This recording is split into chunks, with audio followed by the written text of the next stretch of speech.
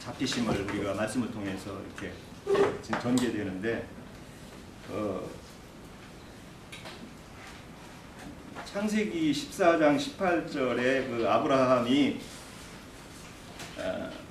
롯에 그 잡혀갔다가 이렇게 회복되면서 그 샬롬왕 멜기세덱을 이렇게 영접을 해서 하는 장면이 있고, 우리가 이제 말씀을 통해서 볼 것은 히브리서 5장 11절, 5장 10절, 11절을 한번 보겠습니다.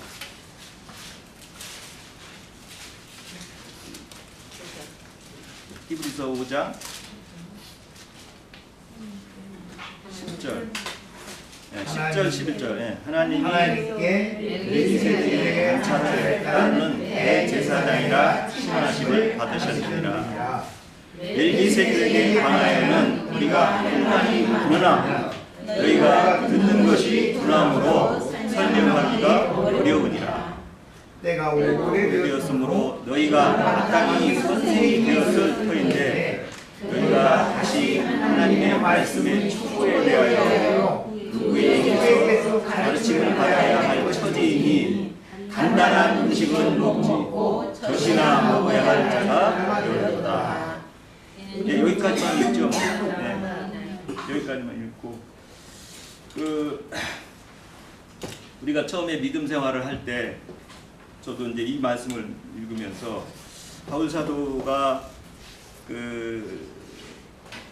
오래된 믿음 생활을 하는 사람들의 멜기세덱에 관한 이런 말들을 이렇게 하는데도 이걸 듣기가 참 둔하다. 저도 참 처음에 들을 때는 이게 난데, 내가 이렇게 예수님이 멜기세덱의 관차로 오신 것을 이해를 하면서도 이것을 정확하게 증거하기는 사실 제가 쉽지 않더라고요. 왜냐하면 뭐 지금 다 그 아론 반차를 따라서 성직을 실행하고 이렇게 있는 이런 그 교계의 현실을 보면은 이런 신앙생활이 이게 아닌데 성경에서는. 그런데 저도 이렇게 신앙생활을 하면서 보면은 사도 바울이 이런 말을 했을 때는 이 멜기세덱에 대한 이해를 분명히 해가지고 그리스도의 초보의 도를 버리고 완전한 대로 나가라는 이런 말씀을 번면인데, 이것을 제가 받아들이고 이것을 누구한테 이걸 이해하고 이해받기가 사실 쉽지 않더라는 거죠. 뭐 저희 동료들도 많은 사람이 신학교를 나와서 이제 목사로 또 이렇게 목회를 하고 또 뭐 선교사로 가고 계시고 그런데, 실제 우리 지금 현상은 전부 이게 아론 반차를 따라서 실행을 하는 그런 지금 상황인데, 그들한테 이게 아론 반차라 이런 실행을 하면 안 됩니다 하면은 이걸 받아들일 사람이 없어요.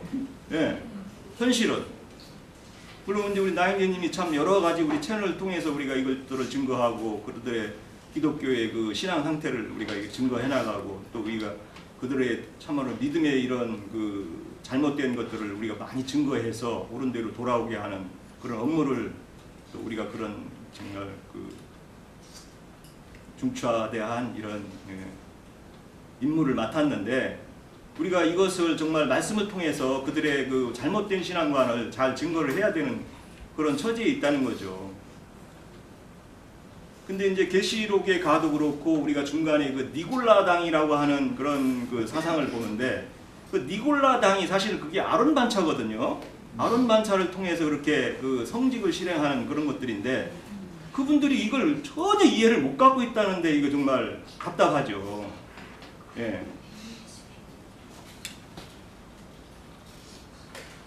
그래서 그분들은 뭐 진짜 십자가의 도를 그렇게 잘 전파하고 하는 거야. 그 나무랄 건 없겠죠. 그런데 이 바울 사도가 여기에서 말하는 그게 바로 말씀의 초보라는 거거든요. 그러면 초보를 우리가 버려야 되느냐? 그건 아니잖아요. 그 초보 위에 우리가 더 나아갈 단단한 음식이 있다는 것을 우리가 염두에 둬야 되는데, 초보의 도를 그냥 먹으니까 전만 먹는 신앙으로만 계속 붙들어두는 거죠.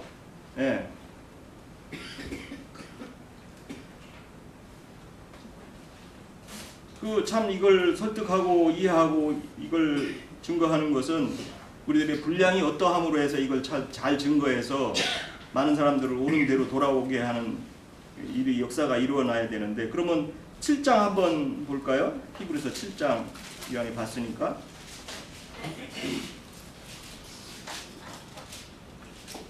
7장 5절. 네. 레위 아들들 가운데 제사장 직분을 받은 자들은 율법에 따라 아브라함의 뿌리에서 난 자라로 자기 형제인 백성에게 10분을 위하여 명령을 받았으나 율법에 들지 아니한 멜기세덱은 아브라함에게서 10분의 1을 취하고 약속받은 그를 위하여 복을 빌었나니 논란의 여지 없이 낮은 자가 높은 자에게 축복을 받느니라. 뭐 이제 여기에서 쭉 나가면 이제 레위 계통의 그 10분의 1을 받는, 그래서 그 사람들은 지금 레위 아론 반차를 따라서 실행을 하다 보니까 뭘 받죠? 기독교에서는? 예, 그걸 안 받으면 사실은 이 레위 계열의 그 아론 반차 사람들도 돈의 11조를 받았던 것도 아닌데, 이것을 잘못 또 변개해가지고 돈을 11조로 이렇게 받으면서도 뭐 죄의식이 없어요. 참. 그 죄가 얼마나 하늘에 사무친다는 것을 생각만 하면은, 가끔 나인제님 얘기하시지만 돈 싸들고 와도 그거 하나도 안 할 짓인데, 예. 신앙으로 보면 그게 정말 얼마나 못된 짓이고, 말은 예수님을 믿는다고 하지만 예수님의 얼굴에 그게 얼마나 경록해 하는 그런 그 상황인지를 돌아봐야 될 텐데, 정말 우리 그 지체들도 정말 그 아론 반차에 실행하는 분들을 만나면 이런 말씀을 들어가지고 가감없이 정말 증거를 해서, 예, 얼마나 그들이 정말 그 영적으로 하면은 그런 큰 범죄에서 신앙생활을 하는지를 정말 두렵고 떨림으로 그들에게 증거를 해야 된다고 저는 정말 생각합니다. 16장 1절에서 13절까지인데요. 이 내용은 다들 알고 계시죠? 네. 그러면 이제 이 내용을 이따가 한 절 한 절 살펴보기로 하고, 우선 이 말씀을 좀 먼저 바르게 이해하는데 좀 필요한 말씀 먼저 찾아볼게요. 출애굽기 22장 25절.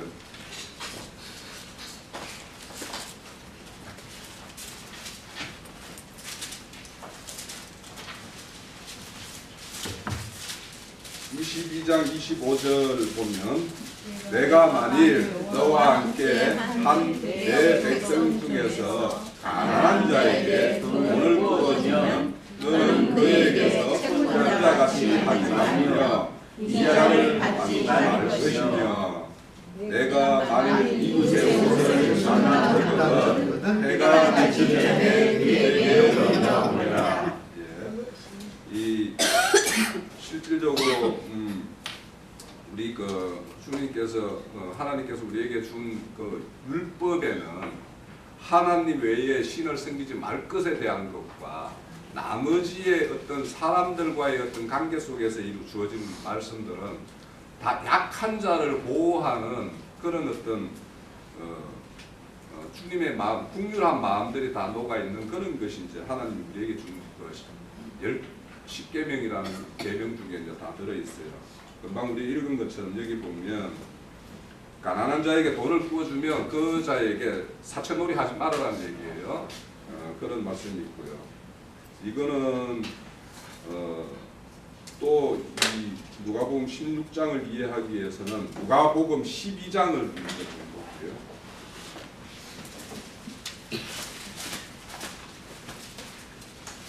누가복음 12장 42절.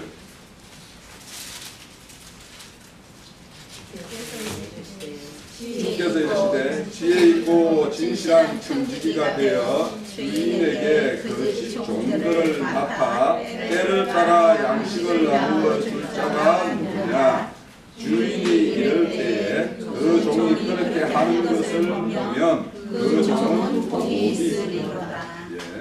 또 44절도 읽어도 좋겠네요. 내가 참으로 너희에게 이르노니 주인은 그 모든 소유를 그에게 맡기리라. 예. 여기 보면 지혜 있고 진실한 청지기에 대한 이야기가 있는데 어떤 사람을 지혜 있고 진실한 청지기라고 말하냐 하면 그 집 종들을 맡아서 때에 따라서 양식을 이렇게 공급하는 자, 나누어 주는 자가 하나님 보시기에 지혜 있고 그 진실한 청지기라고 말을 하고 있어요.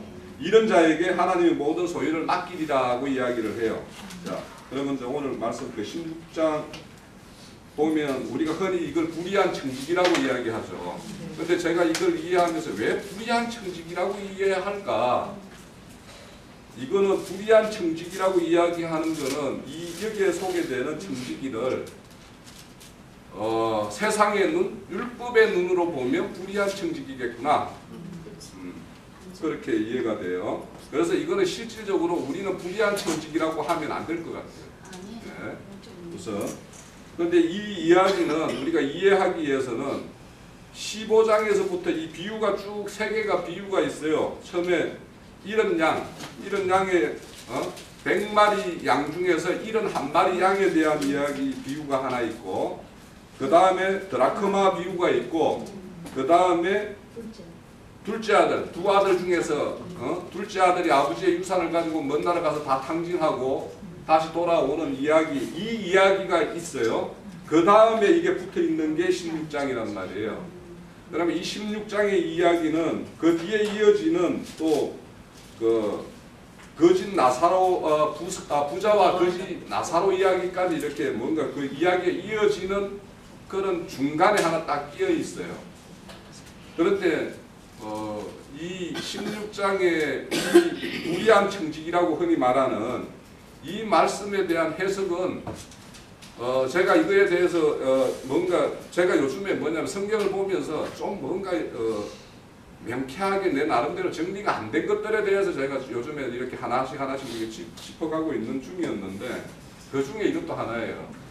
이 비유에 대해서 많은 사람들이 이 비유는 참 예수님 비유 중에서 가장 어려운 비유다라고 흔히들 이야기를 해요.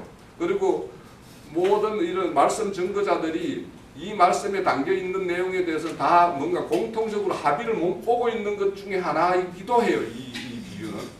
그래서 제가 유튜브에 이 불의한 청지기에 대한 거는 몇 편을 내가 들어봤어요. 이렇게 들어보면서 이 내용이 과연 어떤 것이었을까. 그래서 이제 그렇게 정리한 내용을 지난주 우리 두 번째 시간에 요 모임에서는 우리가 잠깐 이거에 대해서 나눴는데, 그래도 저 스스로가 이 내용에 대해서 뭔가 명쾌하지가 않아서 그래서 한 주간 더 이렇게 말씀 정리를 한번 해봤어요. 근데 이제 흔히 이제 이 이야기들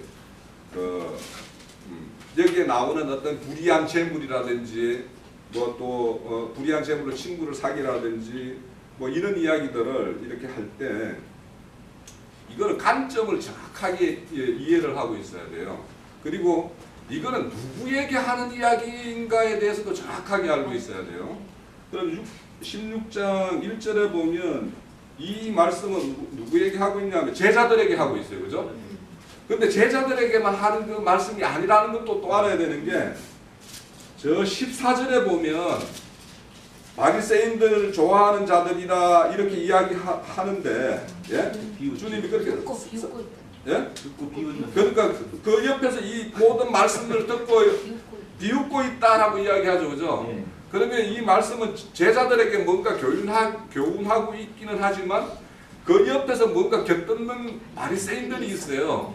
그래서 그 바리새인들에 대한 이야기인데 이 말씀은 제가 보건대는 한 2가지 측면으로 이렇게 좀 봐야 되지 않을까라는 생각이 들었어요. 우선은 앞에 둘째 아들에서 뭐냐면 큰 아들이 작은 아들에 대해서 돌아온 작은 아들에 대해서 아버지가 이렇게 막 이렇게 잔치를 베풀고 뭔가 이렇게 선대하는 거에 대해서 큰 아들이 불평을 가지고 있어요. 근데 그 이야기 후속 이야기가 없죠.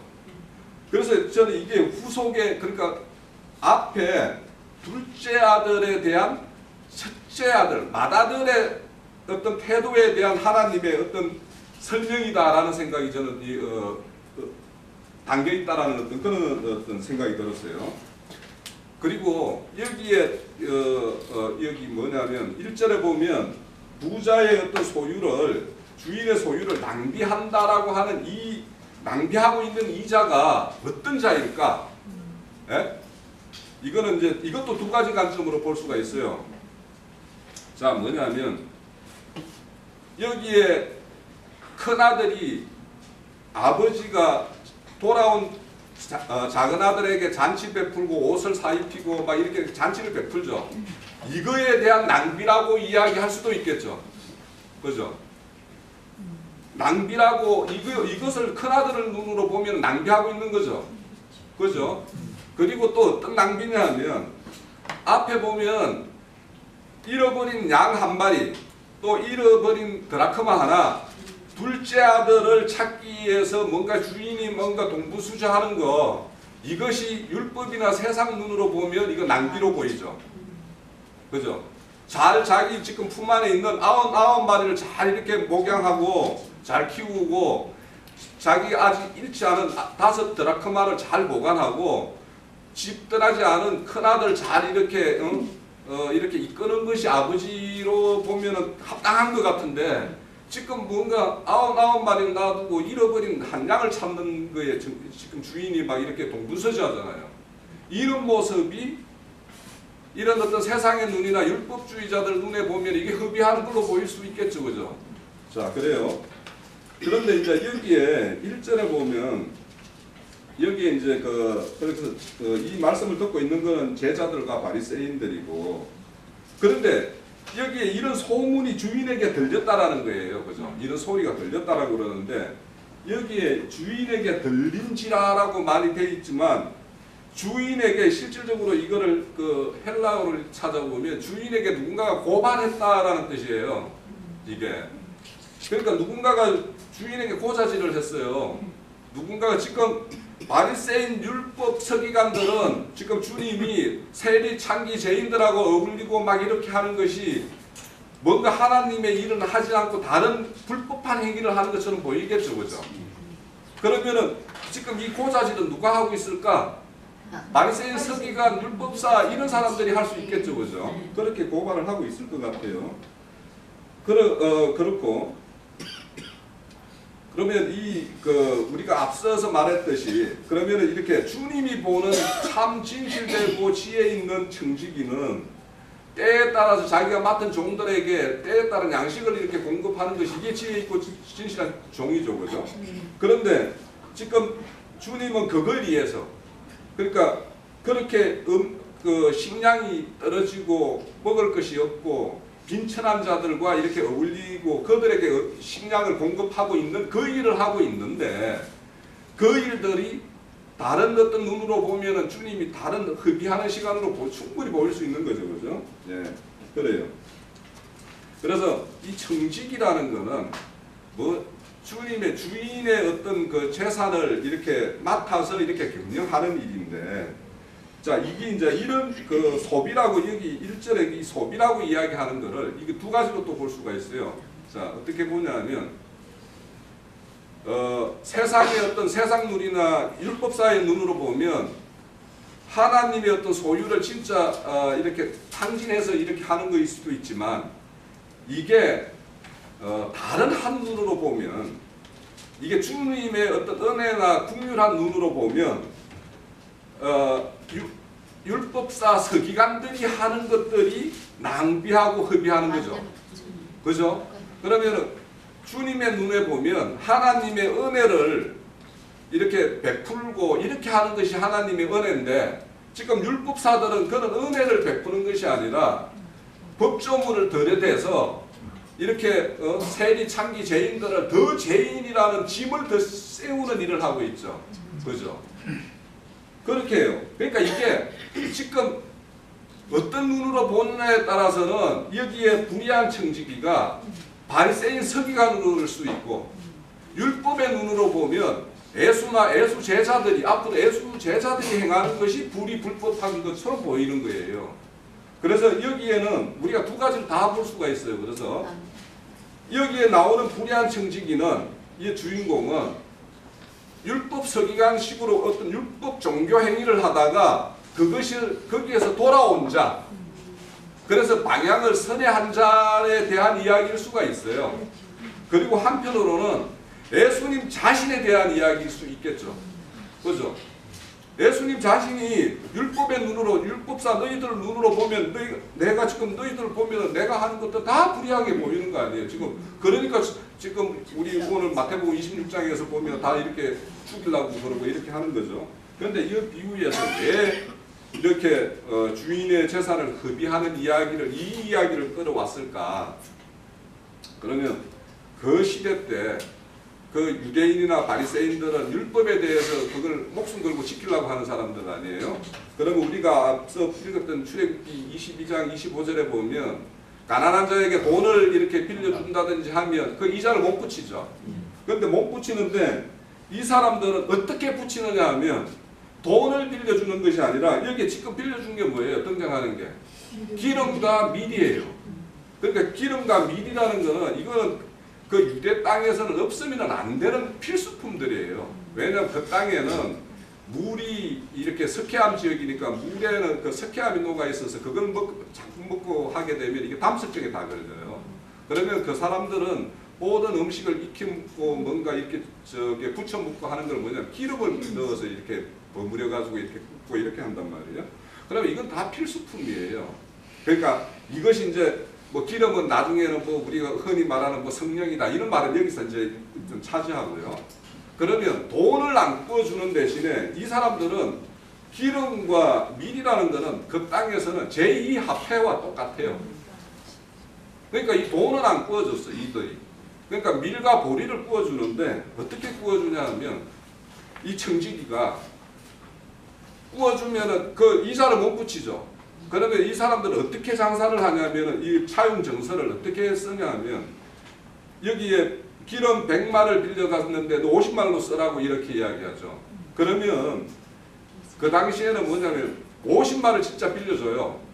빌려주면 청지기가 어떻게 이 주인의 재산을 이렇게 경영하는 사람, 오늘날로 보면 이 전문 경영인감 같은데 이 사람 어떻게 하냐면 거기에 주인 몫으로 30을 붙여요. 네? 그리고 자기 몫으로 20을 붙여요. 그래가지고 정서에 100을 써놓는 거예요. 그러면 정서상으로는 100을 써놓고 100만, 정서상으로 100만 받으면 이자를 안 받는 게 되잖아요. 그죠? 그러니까 100을 받아들이면 주인 모가치로 50에 30을 해가지고 이렇게 붙여놓고 자기 거 20을 또 자기 주머니에 별도로 차는 거예요. 이런 식으로 이 청지기가 불의한 그 당시에 청지기가 이런 일을 했단 말이에요. 그렇게 이런 식으로 하는 사람이 누구냐 이거예요 지금. 이 말씀에 등장하는 사람 중에 이 밑에 보면 14절에 보면 돈을 좋아한다고 그러죠. 바리새인 서기관들이 이 사람들이 이렇게 하고 있는 거예요. 그러니까 율법은 범하지 않아요. 범하지 않으면서 자기 모가치를 이렇게 다 이렇게 챙기는 거예요. 그래서 여기에서 뭐냐면 이 불의한 청지기는 자기 모가치 20을 챙겼잖아요.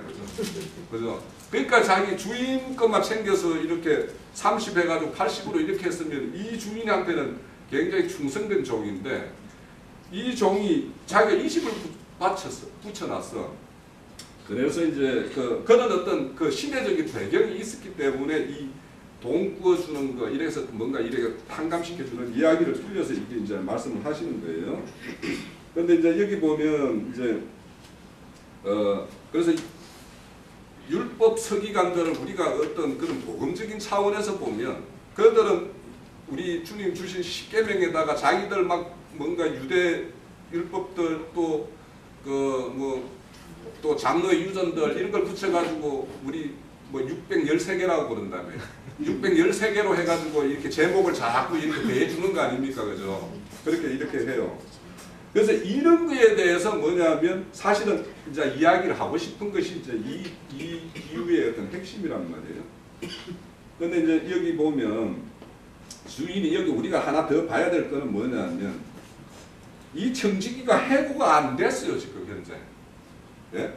봐봐요. 3절에 보면 청지기가 속으로 이르되 이렇게 돼 있어요. 그러니까 뭐냐면 주인이 그 말을 듣고 너 나와서 나하고 셈해라 하는 게 2절에 있죠. 그런데 3절에 보면 청지기가 속으로 이래 셀만하고 하니까 이제 속으로 뭔가 찔리는 게 있었겠죠, 그죠? 예, 그러니까 이게 지금 아직 이 청지기는 이 해고가 되지 직분으로부터 해고가 된 상태가 아니에요.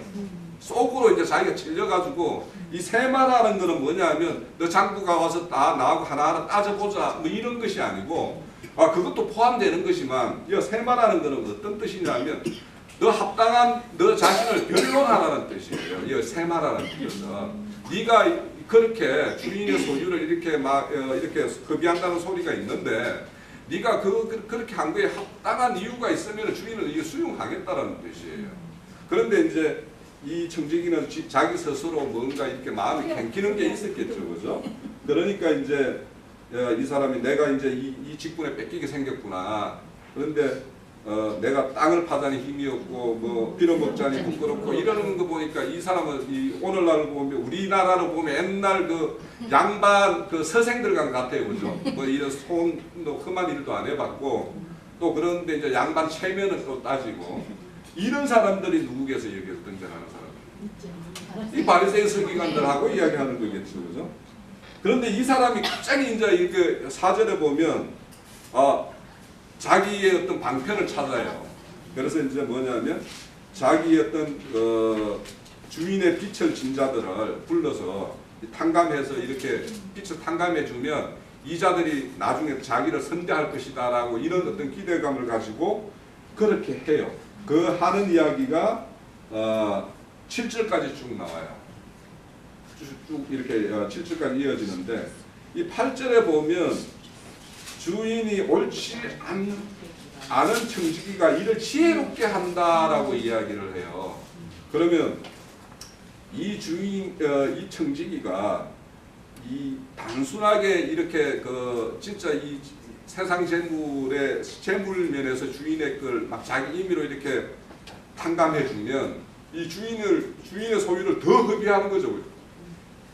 더 허비하는 건데 그런데 이 주인이 이렇게 이 주인이 칭찬한다라는 거는 주인으로 보면은 이거는 그 가난한 자들에게 그 돌려받을 수 없는 돈이라고 주인은 이미 알고 있기 때문에 빚을 다 탕감하고 원금이라도 해서 했으면 좋겠다라 이렇게 생각할 수도 있겠죠. 이 세상 재물이라면. 그죠?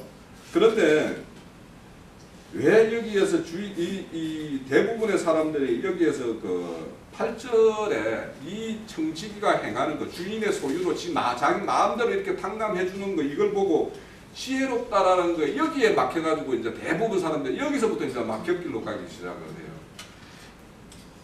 그래서 이제 여기에 우리는 두 가지를 생각을 할 수 있을 것 같아요. 오늘날 우리 신앙을 한다라고 하면서 우리가 지금 앞서서 우리의 육신은 언젠가는 죽을 거라는 거 다 알고 있고 우리가 다 우리 교회에서는 또 그리스도 심판대 앞에 설 거라는 이야기를 다 알고 있어요. 그죠?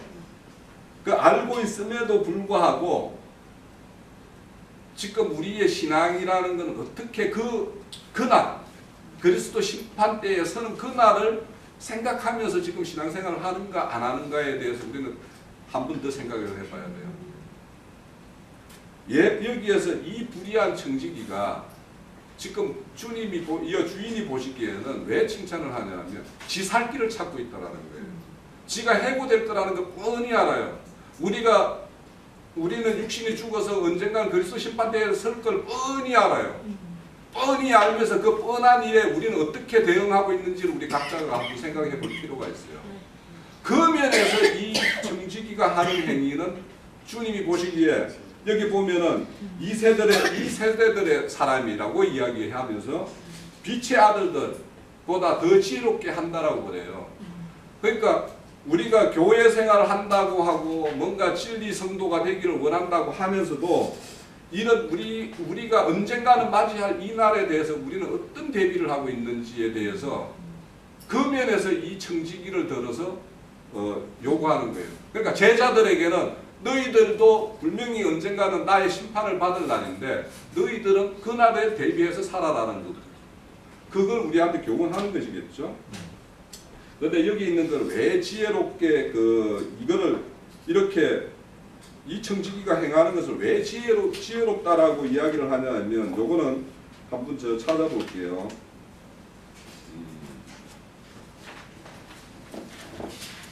그 잠언서 11장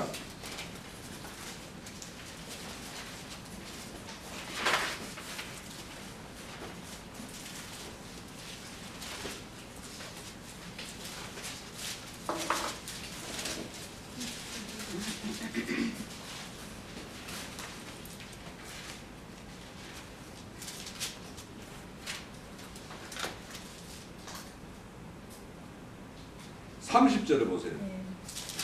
의의 열매는 생명나무라 지혜로운 자는 사람을 얻느니라 이렇게 되어 있죠. 자, 지금 여기에 보면 우리 이어지는 말씀 중에서 보면 9절에 보면 너희들은 불의한 재물로 친구를 사귀라 이렇게 이야기하죠. 그러니까 친구를 사귀라는 것은 사람을 얻으라는 말과 같겠죠, 그죠? 자, 그래서 이 불의한 청지기 우리도 언젠간 그리스도의 심판대에 서게 되면 너희들이 가지고 있는 어떤 그 소유물 주인이 맡겨서 너희가 맡은 바 있는 그거 가지고 사람을 사귀느냐 사람을 얻었느냐 이거에 대해서 뭔가 분명한 평가가 있을 거단 말이죠. 그러니까 지혜롭다라는 건 이렇게 사람을 사김 그러니까 우리 앞에 보면 누가복음 12장 42절에서는 보면은 뭐냐면 지혜롭고 신실한 청지기는 맡은 종들의 때와 양식을 잘 먹이면 그 사람 얻는 일이죠. 그죠? 그래서 그거에 대해서 이제 저 이야기를 해요. 그래서 이 지혜롭다라는 말을 이렇게 갖다가 이렇게 쓰는 거예요. 그러니까 우리가 지혜롭다라는 것은 때를 알아야 되고 때에 맞는 양식을 줘야지. 때는 이미 2000년 예수 돌아가신 지 2000년이고 지금 성령의 시대인데 인자 예수 이야기 자꾸 해보고 십자가에 머무는 이야기 자꾸 해본들 그거는 때에 맞지 않는 양식이라는 거예요.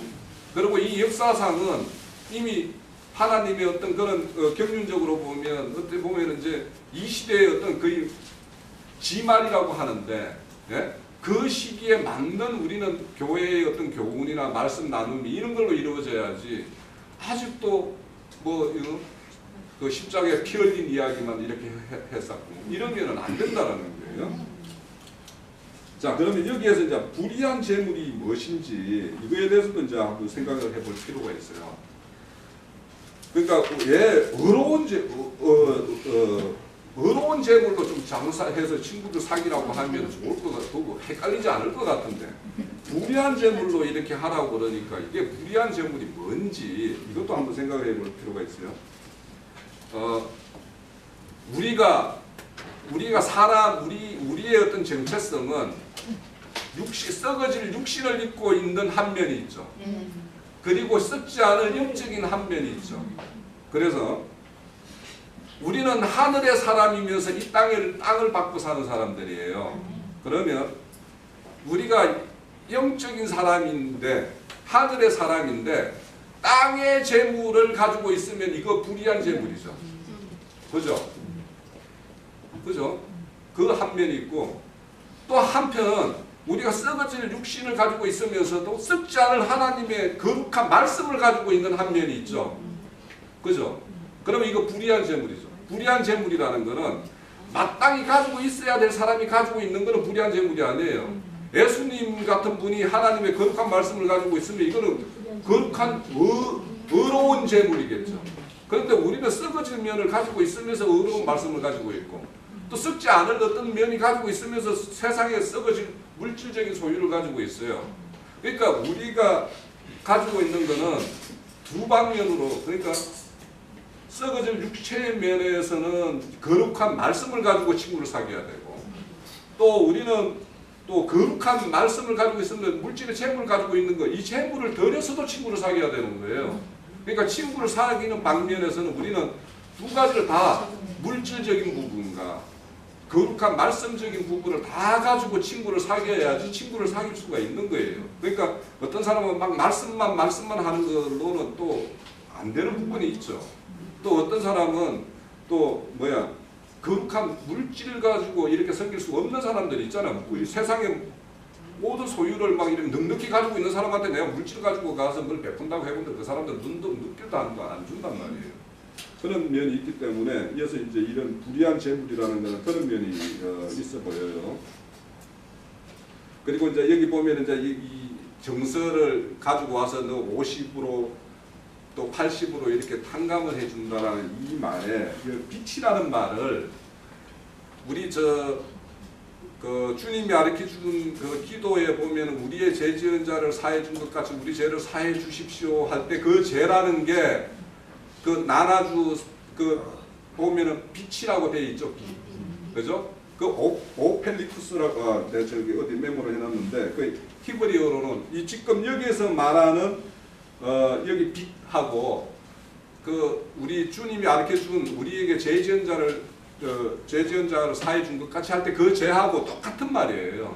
그러니까 여기서 말이라는 거는 주님이 하고 싶은 말은 지금 실질적으로 유대 땅에서 이렇게 불법하게 이렇게 물질을 빌려주고 이렇게 불법적으로 고리 대업을 하는 사람이 있는 거 이걸 가지고 하나님은 뭘 이야기하고 싶으냐 하면 세상 사람들의 빛, 잿빛을 죄에 대한 빛을 가지고 지금 다 살아가고 있죠. 그런 사람들을 우리가 뭐라고 그래요?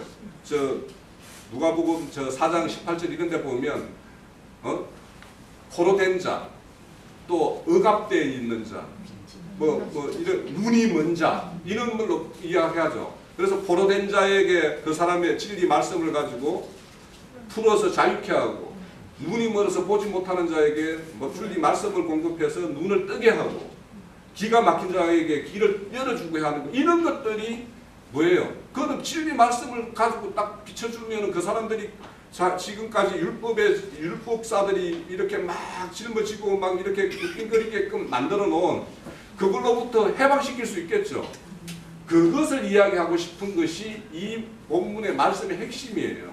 그런데 이거는 왜 15장에 이어서 이렇게 이 15장의 해설이다라고 생각하냐면 지금 큰아들이 이렇게 판단을 하고 있는 거예요.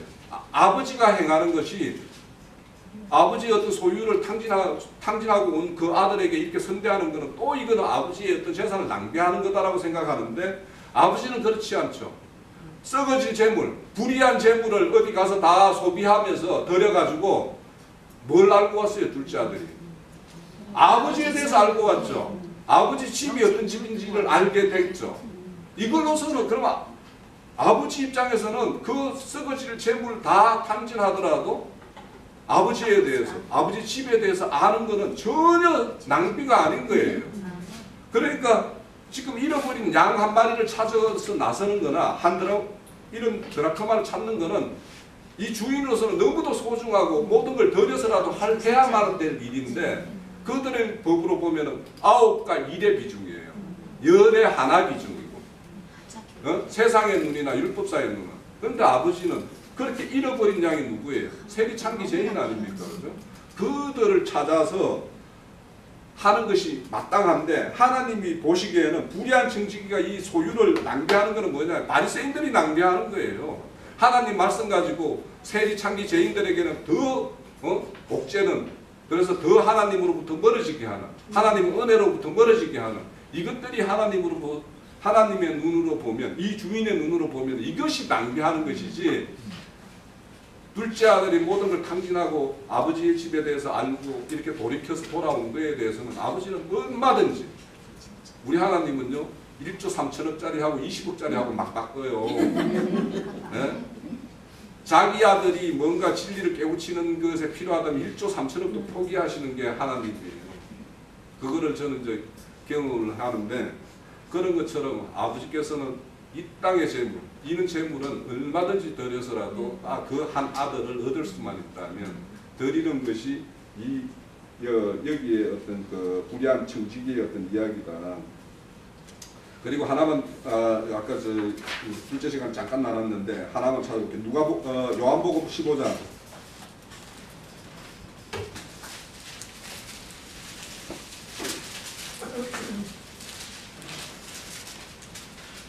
자, 그러면 친구를 사귀라고 그랬죠, 그죠? 그 친구에 대해서 한번 잠깐 볼게요. 자, 요한복음 15장 13절 14절을 볼게요.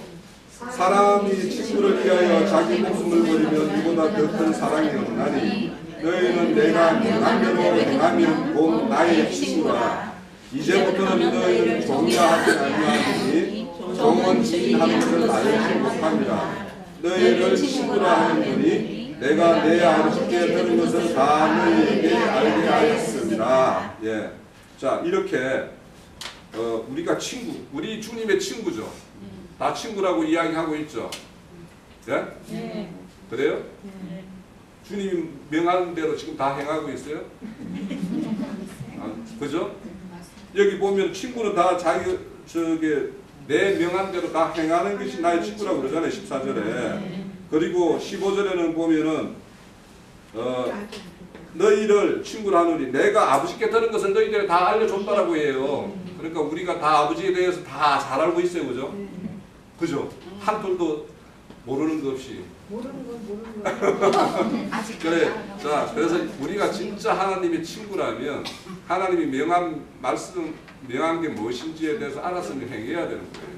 그리고 아버지가 주님 이 땅에 오셔서 다 알려줬다고 그러죠. 우리 그런 걸 지금 배우고 있죠. 이 면에서는 우리는 열심히 내야지만이 때에 따라서 맡은 자들에게 양식을 나눠줄 수가 있어요. 그래서 그 일을 하기 위해서라도 우리는 하나님에 대해서 아는 것에 대해서는 열심을 내야 돼요, 사실. 네? 그래서 우리가 진정 하나님의 어떤 친구가 되고, 그렇게 되면 여기 보면 그 우리 누가복음 말씀에 보면 그들이 나를 영접할 거라고 그러죠. 예? 우리가 친구가 됐으니까 우리 성령님이 우리한테 이리 와가지고 다 우리가 영접하고 있죠, 그죠? 그러니까 이 불의한 청지기가 막 뭔가 탕감을 해줬어. 우리 탕감 받았죠. 그래서 우리가 지금 그분의 전이 돼가지고 그분이 우리 영접해서 우리 와서 성전 삼고 있잖아요, 그죠? 그래 이렇게 영접을 했어요. 근데 이건 이제 거꾸로 봐도 맨 마찬가지예요. 그러니까 우리는 또 지금은 현재 성령의 시대니까 우리가 그분의 전이 돼가지고 이렇지만 영원한 집에 대해서는 주님이 저 어딘가에 상만해 놓으신 데가 있죠, 그죠? 그 우리가 주님의 집에 우리가 영접받을 거죠. 그죠? 탕감 열심히 해주고 이렇게 하면 우리가 탕감 많이 하면은 하나님이 우리의 영원한 처소를 우리가 영접해 갈 거 아닙니까? 그것이 이제 또 여기에 보면 요한복음에 다른 말씀에 보면 내가 너희 안에 너희가 내 안에 이것이 언젠가는 지금도 이게 육신을 입고 있으면서 이 땅에서도 성취되지만 영원한 나라에서도 이렇게 성취될 거란 말이죠. 거기에 합당한 우리 청지기상, 우리의 어떤 맡은 바 있는 청지기상과 그분의 친구된 삶이 어떤 것인가에 대해서 오늘 이제 마지막 날이니까 새해 백두부터는 이제 이 청지기상과 친구의 삶을 우리가 좀 잘 살아가는 그런 우리 기름 붓는 집 교회 지체 형제 자매들이 되면 참 좋겠다 생각이 듭니다. 네. 우리 아들들이 대비가 되는데 비추의 아들들이라고 하는 사람들은 바리새인들이죠. 우리도 다 바리새인들이고 이 세대의 아들들은 주님 제자들을 그랬던 말이에요. 그다음에 여기 비추의 아들들이라고 비유를 예수님하신 것은 자칭 비추의 아들이라는 말이지 진짜 참 비추의 아들이라는 말은 아니죠. 뭔가를 잘 모르면서 밝은 채 한다 이제 그런 뜻으로 비추의 아들들이다라고 비유를 해줬던 거고 진짜로 밝은 사람들은 지자들이었죠. 여기 말씀을 맡은 것을 염두에 두고 사역을 염두에 두고 하는 말이기 때문에 기름, 밀 이 두 가지가 이제 제시가 됐는데 이것은 율법 말씀으로 이 밀과 기름과 밀을 율법 말씀으로 맡아가지고 있는 사람들은 이자놀이를 하는 사람들이죠. 자꾸 율법 말씀을 자꾸 가르치면은 죄빚이 점점 더해지죠. 율법을 많이 알수록 빚은 점점 더해지기 마련이에요. 세상 교회 생활 해보면 알아요. 그건 뭐 이것저것 자꾸 행위를 강요하는 것은 다 빚을 더 지게 만드는 거예요. 주님은 계속 와서 믿음의 말씀을 제자들에게 맡기고 맡은 그 믿음의 말씀을 가지고 나가서 빚을 진 사람들의 빚을 탕감을 해주라는 것이 하나님이 하신 말씀인데 탕감해주는 탕감함을 받은 사람이 친구가 되는 것이죠. 그러니까 불의한 재물로 사기라라고 이렇게 해놔가지고 그러면 불의한 재물이라고 예수님이 말씀하신 것은 율법 말씀을 말한 거다. 율법 말씀. 제자들이 이 율법 말씀을 영과 생명의 말씀, 의의 말씀으로 생명의 말씀으로 바르게 활용을 잘했다 그 말이에요. 율법 제도를 주장하는 사람들은 하나님의 말씀을 자기네들이 스스로 가진 것이지 주님이 맡긴 게 사실 아니라는 말이에요. 이게 말씀을 맡긴 의도를 모르고 있는 거죠. 그걸 비교한 겁니다. 예배당 목사님들이 사실은 스스로 불의의 재물을 자기네들이 지금 주인의 것이라고 생각을 안 해요. 사람들은 자기 거라고 생각하지. 말씀이라는 것이 하나님께서 말씀을 자신들에게 맡겼다고 그럴 때 그들은 그래서 제 것으로 이렇게 장사를 한다, 나눠준다고 생각을 하기 때문에 자꾸 이지한 놀이를 하는 거예요. 주인한테 이 불의한 총직이라고 비유되어져 있는 주님의 제자들, 2세대의 아들들은 너 내 주인한테를 맞았냐? 이렇게 물어보지 너 나한테 빚진 거 있지? 이렇게는 않잖아요. 이게 차이인 거예요. 목사님들은 다 사실은 자기네들만 말씀 맡은 거룩한 주의 종이라고 그러잖아요. 그러니까 벌써 나는 주님의 말씀을 맡은 게 아니라 주님의 말씀을 나 훔친 사람이다라는 걸 자기 입으로 다 증거를 하는 말이거든요. 그걸 생각하시면 되겠습니다. 자, 마칩니다.